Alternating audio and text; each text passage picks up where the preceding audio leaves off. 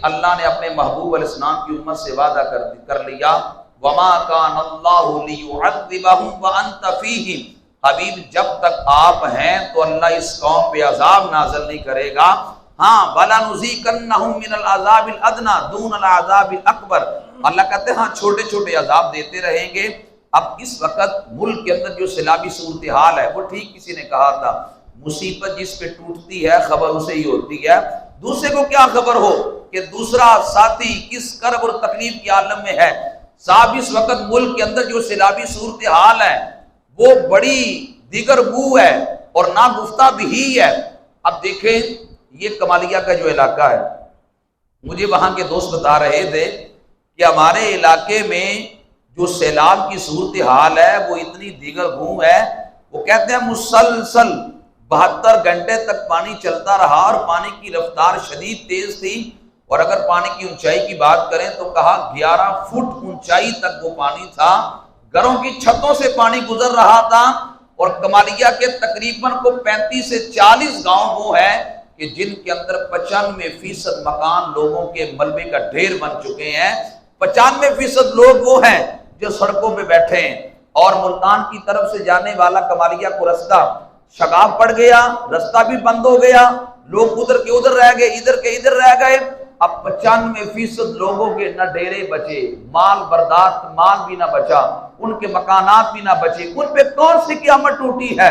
आप भी तो जरा गौर करें कि हमारे 3 वक्त खाने चल रहे हैं, हमारी अयाशियां चल रही हैं, यहाँ हमारे शादियों के मौके पे डोल टमके वही जा रही हैं। हम अपने मुसलमान भाइयों के साथ क्या खड़े हैं? और अभी 3 दिन से पीर वाला के अंदर, मुल्तान के अंदर जो सैलाब की सूरत हाल है, 2.5 लाख बंदा सिर्फ पीर वाला के अंदर फंसा है कि जिनको रेस्क्यू करने के लिए हमारी टीमें अभी तक पहुंच रही हैं। और बड़े लोग ऐसे हैं जो लुक़मा अजल बन रहे हैं। इकबाल ने तो कहा था, अखूबत इसको कहते हैं चुभे कांटा जो काबुल में, तो हिंदुस्तान का हर पीरो जमा बेताब हो जाए। इकबाल ने तो कहा था अखूबत का तो ये आलम है कि अगर काबुल के अंदर किसी मुसलमान को कांटा भी चुभे तो हिंदुस्तान का हर बंदा बेचैन हो जाता है। ये असल में इंसानियत है। हमारे वहां मुसलमान सैलाब की जद में हैं। हमने क्या अमली तौर पे उनके साथ तामुन किया? हमने क्या उनके साथ अमली तौर पे मोहब्बतों का इजहार किया?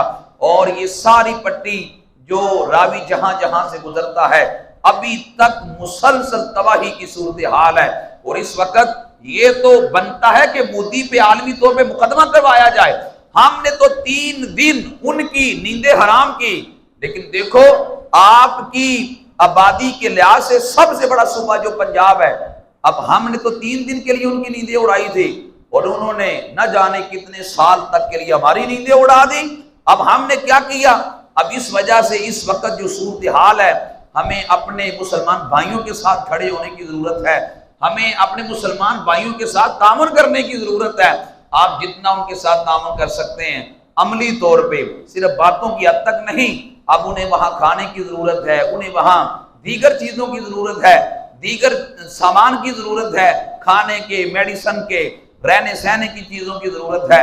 इस वक्त जो सैलाबी सूरत हाल है मुसलसल, और ये जो है अल्लाह तो कहता है मैं तो राई के दाने के बराबर भी किसी पे जुल्म नहीं करता। ये हमारी बदअमलियां है, ये हमारे गुनाहों की सजा है। इसलिए मत कोई समझे कि किसी इलाके में अजाब नहीं आया, वो इलाके वाले बड़े नेक हैं। ना ना, वो मालिक जहां चाहे अजाब की कैफियत पैदा कर दे। हमारे अपने अमल भी बड़े कमजोर हैं। हम अपने गिरबान में उतर के देखें तो कसम बखुदा शायद कोई अमल हमें नजर नहीं आता कि जो हम क़यामत के दिन अल्लाह की बारगाह में पेश कर सकें। अलबत्ता इस वक्त जो मुल्क के अंदर सैलाबी सूरत हाल है, हमें अमली तौर पर उसके साथ खड़े होने की जरूरत है। इंशाअल्लाह हम कोशिश करेंगे कि 1-2 दिन के अंदर यहाँ को कैंप भी लगवाया जाए ताकि सैलाब ज़दगान की जितनी हो सके हम खिदमत करें। तो अलबत्ता कौमों में इज्तिमाई अजाब आता रहा। हुजूर अलैहिस्सलाम की उम्मत होने के नाते इतना बड़ा करम हम पे ये हुआ, पूरी कौम नहीं मिटेगी क़यामत तक के लिए।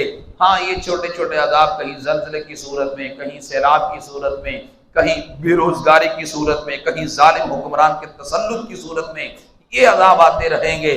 दुआ करें अल्लाह ताला शाला हमारा ईमान खात्मे पे करे और ईमान पे हमारा खात्मा हो और हम हुजूर सल्लल्लाहु अलैहि वसल्लम की गुलामी में ही अपनी जान अल्लाह के हवाले करके दुनिया से चले जाएं।